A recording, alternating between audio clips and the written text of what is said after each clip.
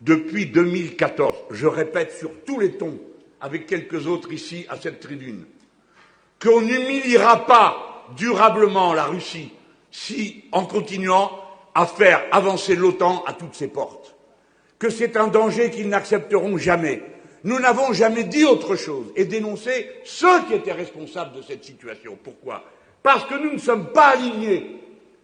Et la position politique que je me propose d'incarner, si je suis le président de la République française, c'est le non-alignement, parce que j'estime que c'est la condition de la paix. Mais le non-alignement n'a jamais voulu dire la neutralité. Nous ne sommes pas neutres, puisque nous sommes pour la paix et pour la défendre. Contre qui? Contre ceux qui la remettent en cause. Qui c'est? Qui que ce soit. Voilà le raisonnement qui m'anime et qui guiderait la politique étrangère que nous mènerions.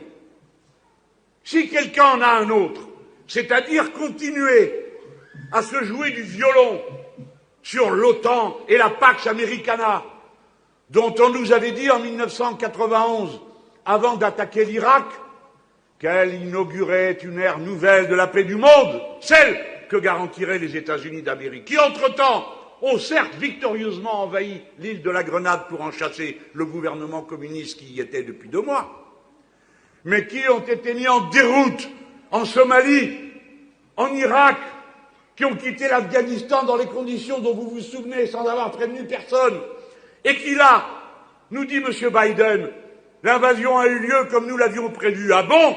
Alors si vous l'aviez prévu, pourquoi n'avez-vous rien prévu pour le jour d'après? Et pourquoi les dirigeants français, qui nécessairement sont les meilleurs amis du monde avec les Américains, est-ce que le président des États-Unis n'époussette pas lui-même les pellicules sur les épaules de M. Macron? Le président des États-Unis n'époussette pas lui-même les pellicules sur les épaules de M. Macron? Ne le reçoit-il pas de manière si tendre et amandine?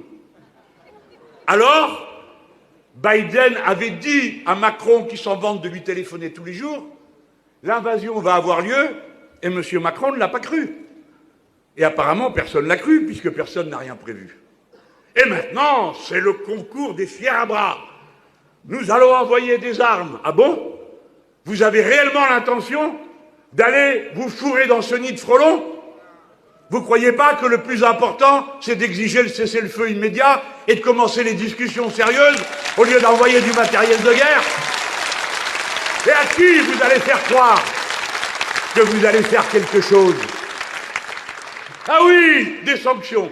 Ah oui, mais pas pour les diamants, on dit les Hollandais. Ça compromet le commerce. Ah oui, mais pas pour les articles de luxe, on dit les Italiens, parce qu'il faut bien qu'on vende nos articles, etc., etc. Chacun vient misérablement, avec sa petite pochette, dire oui, tout ce que vous voulez, sauf nous. Voilà les grands guerriers. Ce que je vous propose, depuis le début, je vous ai dit que nous n'avions rien à faire dans un équipage pareil.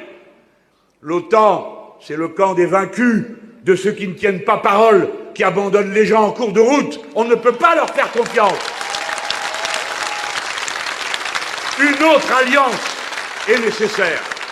Une autre France doit s'avancer sur la scène internationale. Et elle sera écoutée. Une France non alignée. Une France altermondialiste. C'est-à-dire qui se donne des objectifs diplomatiques conformes à l'intérêt général humain.